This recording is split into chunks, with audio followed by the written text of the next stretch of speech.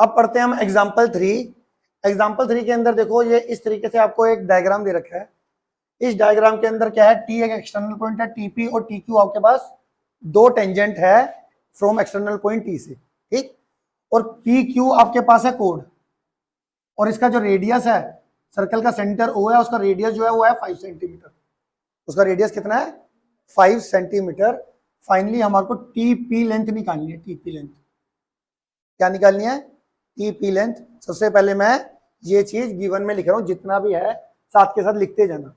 जब कहूंगा नहीं लिखना तब मत लिखना, अदरवाइज लिखते जाओ। गिवन में आ जाओ जी। In given circle we have two tangent TP and PQ, and PQ is the chord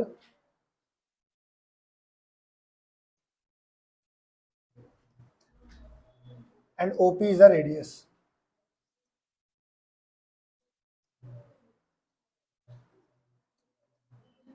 OP is the radius.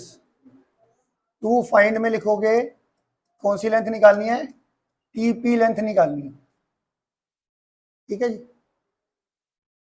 Construction में मैं क्या कर रहा हूं, ये O को Q से ज्वाइन कर रहा हूं, एक तो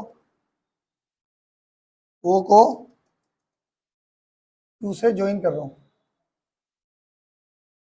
ठीक है जी। और एक T को O से ज्वाइन कर रहा हूं। ज्वाइन OQ एंड TO,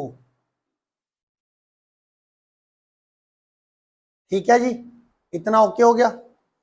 अब यहां से बड़े ध्यान से मेरी बात सुनना कि मैं क्या करने जा रहा हूं। पहले धीरे धीरे स्टेप बाय स्टेप, इसमें 2-3 मेजर स्टेप्स हैं।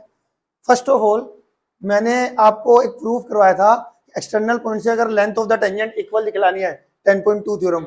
उसमें आपने कौन से ट्रायंगल कॉन्ग्रुएंट दिखाई थी, OPT और OQT, है ना, यही दिखाई थी ना। सबसे पहले मैं इसमें भी यही करने जा रहा हूं। जिन भी बच्चों ने वो प्रूफ नहीं पढ़ा वो इसमें देख लेना, ठीक है। OPT ट्रायंगल और OQT ट्रायंगल को कॉन्ग्रुएंट करने जा रहा हूं। In triangle OPT and triangle OQT, OPT and OQT, इसको मैं कॉन्ग्रुएंट दिखाने जा रहा हूं।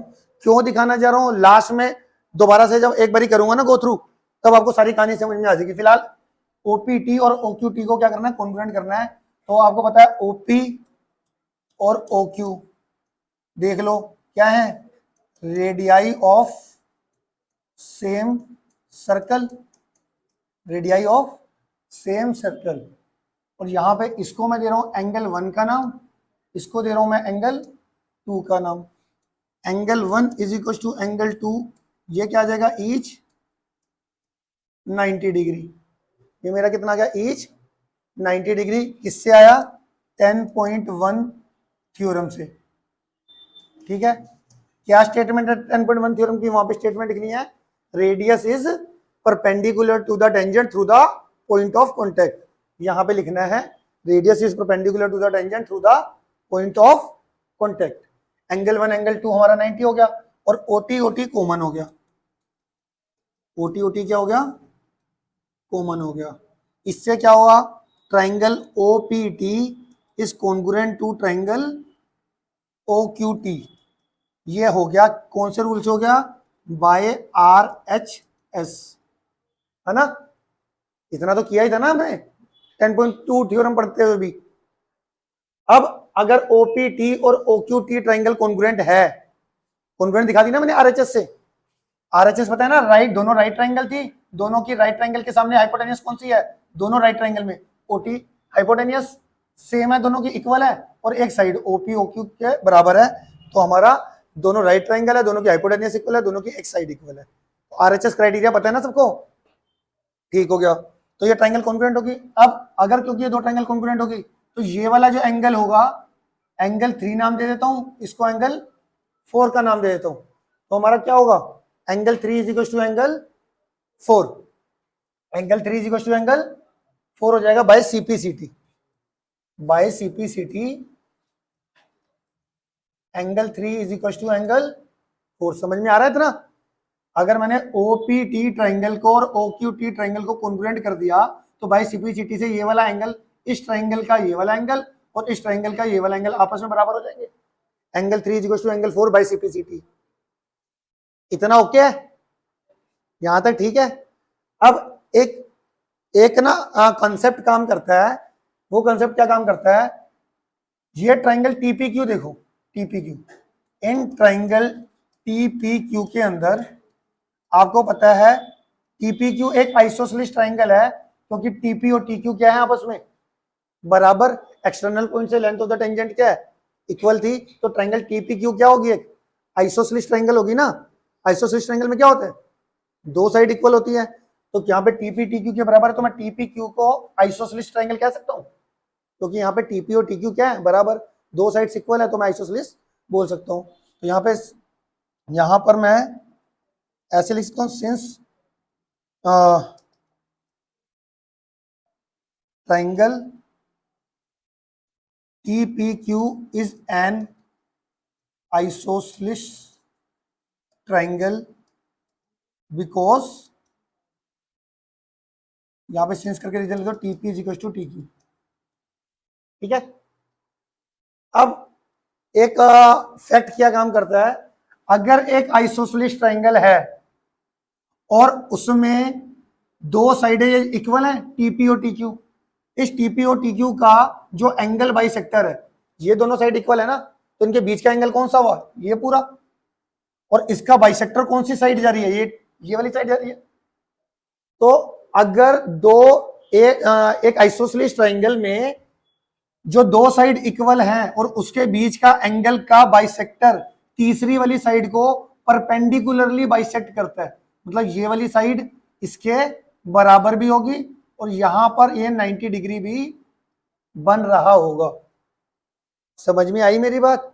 अगर एक आइसोसेलेस ट्राइंगल है, ध्यान से सुनो मेरी बात, अगर एक आइसोसेलेस ट्राइंगल है तो उस आइसोसेलेस ट्राइंगल में जोन सी भी दो साइड इक्वल होगी, उनके बीच का एंगल का बाइसेक्टर सामने वाली साइड को बाइसेक्ट भी करेगा, वो भी किस पे? राइट एंगल पे बाइसेक्ट करेगा। मतलब इसके ये वाली साइड सामने वाली साइड का 90 डिग्री भी बनाएगी और इस साइड को बाइसेक्ट भी कर देगी। समझ में आया कॉन्सेप्ट कि नहीं आया? फिर बताऊं, क्लियर है? अब ये हमारा 90 डिग्री भी बन गया और ये वाली साइड इसके बराबर भी होगी। यहां तक का काम ही सबसे इंपॉर्टेंट था। अब इसके बाद थोड़ा सा आसान काम चलेगा, जैसे तुमने तो यहाँ पे in triangle TPQ is an isosceles triangle and we know that angle bisector of two equal sides of an isosceles triangle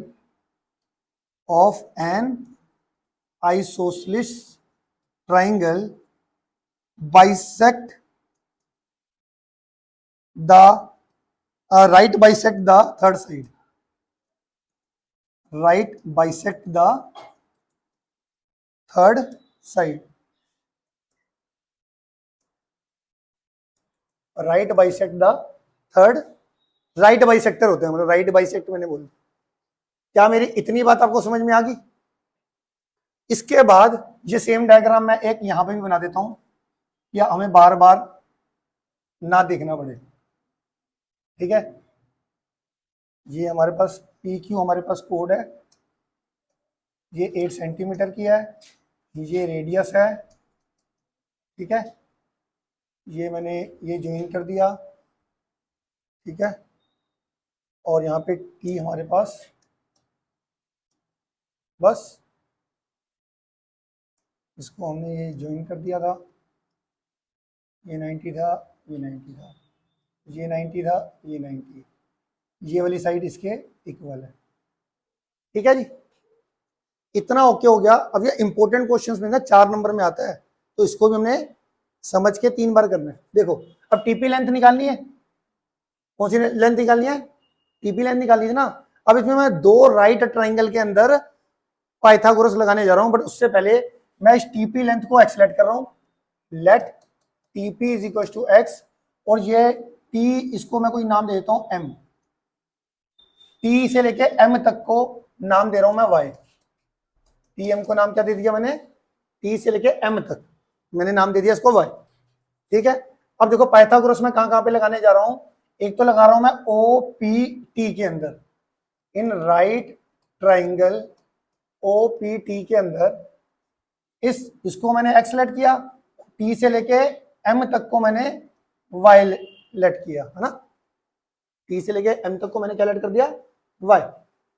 अच्छा, क्योंकि ये पूरी साइड पी क्यू साइड 8 थी और इस वाली साइड ने इसको बाइसेक्ट किया, तो ये कितनी रह जाएगी ऊपर, 4 ऊपर रह जाएगी और 4 नीचे रह जाएगी।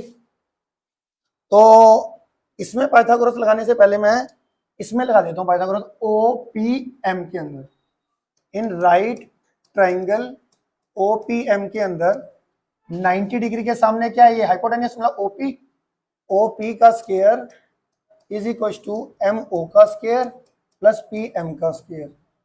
ठीक है, ओपी कितना है, रेडियस जो कि हमारा 5 था, एम ओ हमारे को निकालना है और पी एम मेरा 4 था, पूरा 8 है तो आधा पी एम कितना हुआ 4, ये कितना आ जाएगा 25, ये 4 का स्क्वायर 16 को लेफ्ट में भेजोगे तो माइनस का 16 एम ओ का होल स्क्वायर आ गया, ये आ जाएगा 9, और जो स्क्वायर है उधर जाके रूट में आ जाएगा, तो एम ओ की वैल्यू कितनी आ गई, 3 यूनिट आ गई। ये जो एम ओ है वो कितना आ गया, 3 यूनिट आ गया। ठीक है, एम ओ, इसमें मैंने पाइथागोरस लगा दी ओ पी एम के अंदर। ठीक है, पहली पाइथागोरस लगी, अब ये मेरा 3 है, 3 है। ठीक, अब मैं एक तो मैंने ओपीएम में पाइथागोरस लगाई, अब देखते रहना किस किस में लगाई, दूसरी में पाइथागोरस लगा रहा हूं पीटीएम में, इन राइट ट्राइंगल पीटीएम के अंदर।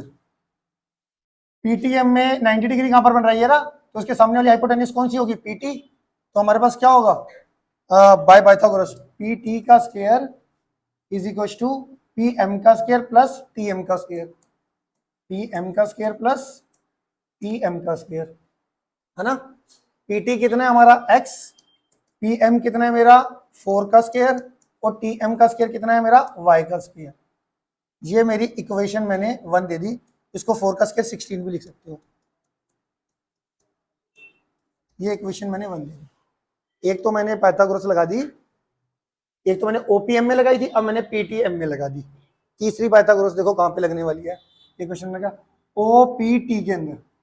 ओपीटी में आपको पता है यहाँ पे ओपीटी 90 डिग्री है ना, तो इन राइट ट्राइंगल ओपीटी के अंदर हमारा 90 डिग्री के सामने कौन सी साइड आ रही है, ओटी आ रही है, ओटी 90 डिग्री, ये ओपीटी ट्राइंगल के अंदर यहाँ पर 90 डिग्री है, इसके सामने साइड कौन सी हुई, ओटी, तो ओटी का square is equal to O P का स्क्वायर प्लस पीटी का स्क्वायर। 90 डिग्री के सामने कौन सी साइड है, ओटी, ओटी का square is equal to O P का स्क्वायर प्लस पीटी का स्क्वायर।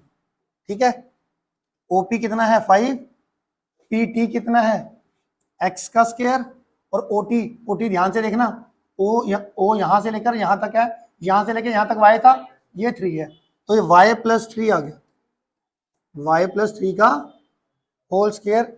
एक इक्वेशन हमारे पास ये आ गई। अब हमारे पास इक्वेशन आ गई 2, एक ये 1 और एक ये 2। मुझे निकालना क्या था, मुझे निकालनी थी पीटी लेंथ, मतलब मुझे चाहिए x की वैल्यू। अब दो इक्वेशन अगर दो वेरिएबल में है तो आपको पता होगा, हमने चैप्टर 3 में भी पढ़ रखा है कि दो इक्वेशन को कैसे सोल्व करते हैं, elimination method, substitution method, but मैं आपको सारा करके दिखा रहा हूं। ऊपर एक्स स्क्वायर की वैल्यू आ रखी है, मैं सब्स्टिट्यूशन मेथड का यूज कर रहा हूं, इस एक्स स्क्वायर की वैल्यू को मैं ये वाली वैल्यू यहां पे पुट कर दूंगा 2 में। ठीक है, तो जितना स्पेस हो रहा है, नहीं तो फिर अगला पेज लेना पड़ेगा। यहां पर एक्स स्क्वायर की वैल्यू 5 का स्क्वायर 25 आ गया, और एक्स स्क्वायर की वैल्यू कितनी है 16 प्लस वाई स्क्वायर, और यहां पे लिख दूंगा मैंने एक्स स्क्वायर की जगह पे 16 प्लस वाई स्क्वायर पुट कर दिया। ठीक है, एक्स स्क्वायर की जगह पे 16 प्लस वाई स्क्वायर मैंने पुट कर दिया। इधर मैं a प्लस बी का होल स्क्वायर खोल सकता हूं, तो मैं होल स्क्वायर ना खोल के इधर भी मैं ऐसा करता हूं, a प्लस बी का होल स्क्वायर खोल देता हूं, a का स्क्वायर प्लस बी का स्क्वायर प्लस 2ab, 2ab करेंगे तो कितना आ जाएगा 2 3 6 y, अब यहाँ पे अगर हम देखें तो इस वाई स्केयर से ये वाई स्केयर कैंसिल हो गया, तो ये कितना आ जाएगा मेरे पास 9 प्लस का 6y is equal to 25 plus 16 कितना होता है 41, 6y कितना आ जाएगा 41 माइनस 9 कितना आ जाएगा 32, y की वैल्यू कितनी आ जाएगी 32 अपॉन 6, कटिंग करके कितना आ जाएगा 2 से कटिंग करोगे तो कितना आ जाएगा 16/3, y की वैल्यू कितनी आ गई 16/3। इस y की वैल्यू को आप चाहे इक्वेशन 1 में पुट कर दो, मुझे क्योंकि x चाहिए मुझे y नहीं चाहिए, तो मैं पुट इन इक्वेशन 1 कर दूंगा इसको।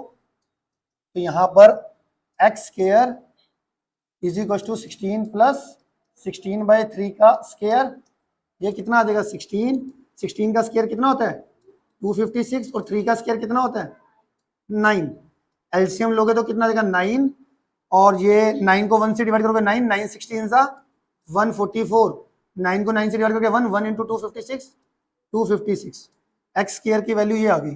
तो 256 प्लस 144 400 हो गया, 256 प्लस 144 400 अपॉन 9 आ गया। ठीक है, अगला पेज ले रहा हूं, एक्स स्केयर की वैल्यू आ गई 400 अपॉन 9, तो एक्स की वैल्यू कितनी आ जाएगी, एक्स की वैल्यू रूट 400 अपॉन 9, माइनस तो लेंगे नहीं प्लस प्लस लेंगे, तो 20/3, यही हमारा आंसर आ गया। एक्स की वैल्यू कितनी आ गई 20/3 सेंटीमीटर, जो हमारा रिक्वायर्ड आंसर था। ठीक है जी, क्लियर है।